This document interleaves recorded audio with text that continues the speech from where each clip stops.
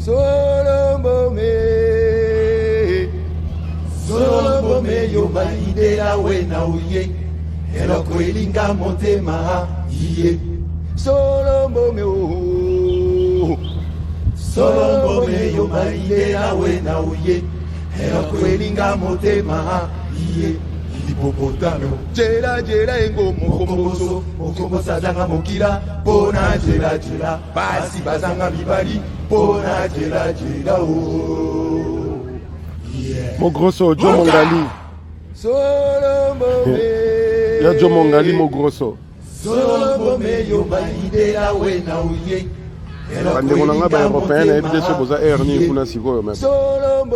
On va essayer un peu de parler du Congo, de ce qui se passe actuellement dans ces pays, de ceux qui dirigent ces pays, et surtout du comportement malsain de la population congolaise, et précisément cette population qui vit à Kinshasa qu'on appelle les Kinois.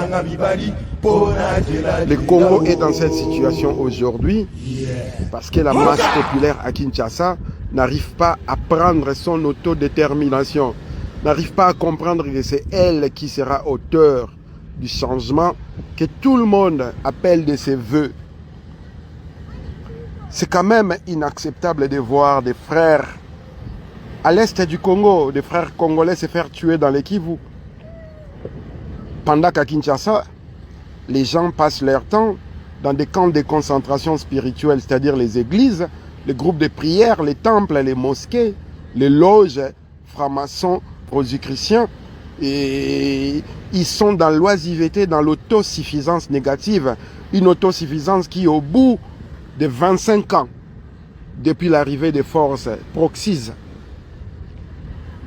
de la communauté internationale au Congo, nous nous rendons compte que Kinshasa empêche la libération de ces pays-là. Voilà pourquoi nous allons maintenant reconfigurer nos frappes et nous allons allumer les Kinois, même s'il faut faire une catharsis solaire de manière à purifier, à mettre de l'air dans les ventres de cette population afin qu'elle puisse gazer comme il faut. Nous allons les faire. Donc, si tu es Kinois, il faut savoir que l'avenir du Congo dépend de toi. Nous sommes intransigeants vis-à-vis des Kinois pour la simple raison que les institutions de l'État sont à Kinshasa. Le Parlement, la présidence de la République, la Cour suprême de justice, le gouvernement, tous y siègent à Kinshasa. Et ce qui veut que Kinshasa soit une poudrière qui puisse déclencher la flamme de la révolution pour la libération du Congo. Et nous parlons de la libération pour la simple raison que nous considérons le Congo être occupé. Le Congo est occupé par la communauté internationale, les forces étrangères. Le Congo est victime d'un complot international qui, depuis le 14e, 15e siècle, ne cesse de saigner ces pays-là. Voilà pourquoi nous sommes amenés à frapper là où il faut. Les élections au Congo, ce sont des élections organisées par les systèmes. Et toi et moi, nous savons pertinemment que lorsque les systèmes organisent ces élections, vous devez tout de suite savoir que tous les candidats sont agents du système, afin de l'empire. Ce sont des avatars qui travaillent pour la pérennisation, la légitimation de ces systèmes d'occupation. Voilà pourquoi il vous parle des élections dans un pays occupé. Nous ne cesserons de rappeler que dans un pays occupé, on ne fait pas de la politique, on ne va pas aux élections. Dans un pays occupé, on rentre dans la résistance, dans la lutte pour la libération, c'est-à-dire chasser les occupants. Et faire la politique dans un pays qui est en situation d'occupation, c'est accompagner, légaliser et légitimer l'occupation. Voilà pourquoi nous nous sommes toujours inscrits en faux en tout ce qui concerne les procédures électorales dans ces pays-là. Et voilà pourquoi nous avons voulu démontrer à la population congolaise et à la communauté internationale, je voulais dire aux amis du Congo, que nous sommes de bonne foi. Nous allons accompagner ces leaders, entre guillemets, qui veulent être candidats président de la République. Nous avons soutenu Jean-Pierre Bemba en 2006. Jean-Pierre Bemba a gagné les élections. Mais peu de temps après, il nous a dit qu'il a accepté l'inacceptable pour la simple raison que c'est Kabila qui est sorti président d'après les résultats que l'occupation a publiés. En 2011, nous avons soutenu Étienne Tshisekedi Wamulumba. Nous étions de tous les combats pour que sa candidature puisse être acceptée par les combattants ici dans la diaspora et surtout qu'il puisse être élu réellement par le peuple congolais. Et le peuple a répondu à l'appel, il a élu Tshisekedi. Mais peu de temps après, Tshisekedi nous a parlé d'impérium et au final, nous avons fini par des négociations qui ont abouti au glissement de 2016. Nous avons soutenu Martin Fayulu en 2018. Nous lui avons prévenu avec Jean-Pierre Bemba à Bruxelles. Nous lui avons dit à haute voix que nous savons pertinemment que ces élections-là, même si vous faisiez 100%, on ne vous déclarera jamais élu. Maintenant, nous venons vous soutenir pour montrer notre bonne foi. Mais nous attendons en retour à ce que vous puissiez prendre vos responsabilités lorsque vos élections seront volées. Jean-Pierre Bemba, avec toute son arrogance, m'a dit personnellement à haute voix, lorsque je me suis inscrit dans cette procédure-là de 1+4, j'avais 40 000 militaires. 20 000 militaires ont été engagés dans les FRDC. Les 20 000 militaires se trouvent là où vous pouvez imaginer. Donc, si Kabila s'amusait à danser sur notre nez le 30 décembre, nous savons ce qu'il faut faire. Indirectement, subtilement, il voulait nous dire que si Kabila volait les élections, il allait donner l'ordre à ces éléments armés de foutre le bordel afin de chasser l'occupation. Et le peuple était avec lui. Nous étions d'accord pour accompagner cette procédure-là en appelant au soulèvement populaire. Vous avez vu les résultats qui sont sortis une dizaine de jours après, c'est-à-dire vers le 10 février, 10 janvier 2019. Tshisekedi Félix est devenu président par compromission, parce que lui-même a avoué en Namibie au mois d'avril 2019 qu'ils avaient un deal avec Kabila. Ce deal-là voulait qu'à la suite des élections, qu'ils puissent diriger les Congo ensemble, à la suite des élections législatives. Sauf que toi et moi, nous savons que et l'élection présidentielle et les élections législatives ont eu lieu les mêmes jours. Ce qui équivaut à dire que Tshilombo et Kabila se sont mis d'accord en amont de ces élections-là. Parce que s'il fallait négocier comment diriger le pays après les législatives, ça aurait été fait après ces élections-là. Donc c'est des choses que vous devez comprendre. Voilà pourquoi nous n'avons pas cessé de combattre ces régimes d'imposture et d'usurpation dans un pays occupé. Nous avons utilisé tous les langages possibles pour que les Congomani puissent comprendre notre démarche. Quand il fallait être impoli, nous étions impolis. Quand il fallait être civilisé, nous étions civilisés. Quand il fallait être scientifique, nous étions scientifiques. Quand il fallait être spirituel, nous étions spirituels. Nous avons fait tout ce qu'il fallait faire. Mais sauf que nous sommes allés aux élections en 2006, en 2011, en 2018, dans un pays occupé. Et l'occupation nous a montré à vive voix que c'est elle qui organise ces élections, c'est elle qui décide qui va diriger les pays. Maintenant, un homme réfléchit, se remet en question. Il pose des questions pour son existence et pour son essence. Si 3 fois nous sommes allés dans les élections, dans cette procédure-là de l'occupation et que nos élections ont été usurpées, pourquoi nous irons une 4e fois? Einstein disait, la folie c'est de répéter la même chose en espérant un résultat différent. En 2006, nous avons fait la même chose. Nous avons eu les résultats que tout le monde sait. En 2011, nous avons répété la même chose. Nous avons eu les résultats que tout le monde sait. En 2018, nous avons répété la même chose. Nous avons eu les résultats que tout le monde sait. Pourquoi vous voulez y retourner en 2023? Il n'y a pas un problème psychologique quelque part. Il n'y a pas de troubles psychiatriques, psychologiques dans la tête de ces leaders qui veulent embarquer la population, la masse populaire dans ces élections dans un pays occupé. Voilà pourquoi nous, depuis que nous avons commencé ce combat, nous n'avons jamais cessé à appeler à la révolution populaire, au soulèvement populaire. Nous avons même appelé à la révolution armée s'il le faut pour dégager l'occupation parce que nous savions qu'étaient les problèmes du Congo. Nous savons qu'est-ce qui est en train de ronger le Congo aujourd'hui. Le Congo n'a pas un problème politique. Le problème au Congo, c'est un problème d'occupation. Nous ne pouvons apporter aucune solution au problème du Congo si et seulement si nous ne rendons pas compte qu'il s'agit de l'occupation et que nous ne menons pas les vrais combats. les combats de la libération du Congo. Voilà pourquoi. Non, non problème, sir. Voilà pourquoi nous appelons à chasser l'occupation. Voilà pourquoi nous disons à haute voix, il faut combattre l'occupation.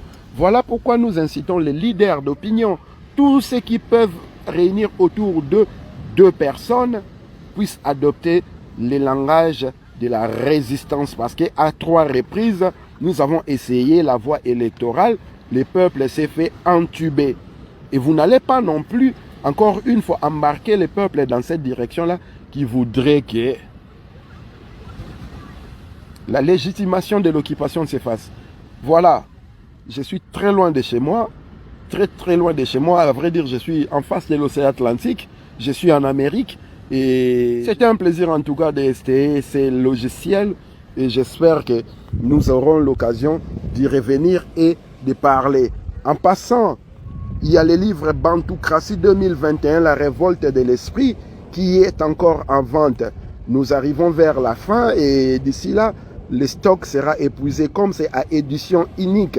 Et surtout que ce livre-là parle de toi, de ton authenticité, de tes origines, de ta source, de ce que tu es, de ce que tu vas devenir, des combats de tes ancêtres, de la volonté de tes ancêtres et de ce qui est en train de plomber la situation actuelle dans le bassin du Congo en Afrique.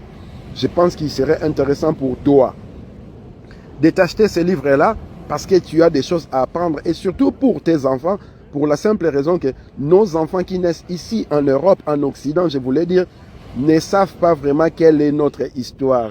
Et dans le livre Bantoucratie 2021, la révolte de l'esprit, nous racontons notre histoire comme jamais personne ne l'a fait avant. Nous sommes en train de stipuler, de montrer les défaites que nous avons eues dans notre histoire. Nous sommes en train de glorifier les victoires que nous avons eues dans notre histoire. Et nous sommes en train de disséquer les raisons qui ont voulu que nous perdions, les raisons qui ont voulu que nous puissions sortir vainqueurs.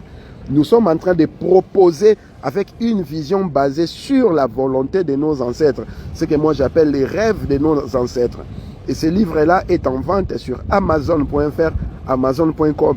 Le livre est en vente sur Fnac.com. Le livre est en vente chez tous vos libraires et tous les vendeurs spécialisés dans les domaines. Il suffit de passer la commande. Dans les 72 heures maximum ou plus tard, une semaine, vous recevez le livre chez vous, à la maison, dans votre boîte à lettres. Là, dans ces temps de repos, de vacances, nous profitons en même temps pour finaliser le tome 2 du même récit qui est Bantoucratie 2021. Parce que le livre est divisé en 2 tomes. Le tome 1, nous l'avons intitulé La révolte de l'esprit. Là, nous traitons de la science, de la spiritualité et de la politique. Dans le tome 2, nous avons intitulé Le soleil et des vents. Là, nous mettons sur la table l'idéologie, l'état d'esprit, la vision même de la bantoucratie. Parce que nous avons dit à haute voix, lorsque vous parlez de la démocratie, si nous allons aux élections avec 10 001 fous en face de 10 000 savants, la démocratie voudrait que les 10 001 fous puissent gagner. Sauf que la situation actuelle du Congo n'a pas besoin de malades mentaux. La situation actuelle du Congo a besoin de gens qui savent utiliser leur cerveau pour sortir le Congo de la situation désastreuse où il se trouve. La situation d'aujourd'hui au Congo a besoin de l'usage intégral du cerveau. Voilà pourquoi nous avons dit dans la bantoucratie que 10 001 fous en face d'un savant, l'unique savant en face des 10 001 fous, gagnerait les élections pour la simple raison que c'est l'intelligence qui construit les fusées, c'est l'intelligence qui construit les missiles, c'est l'intelligence qui construit les bateaux, c'est l'intelligence qui construit les routes, c'est l'intelligence qui construit les ponts, je voulais dire. C'est l'intelligence qui transforme les richesses que nous avons sous nos terres, sous nos eaux et sur notre terre. C'est l'intelligence qui veut que nous puissions créer des lois qui voudront que la population puisse vivre en quiétude chez elle sans qu'il y ait des problèmes qui vont détruire les paysages de la nation. Voilà pourquoi je parle de la bantoucratie.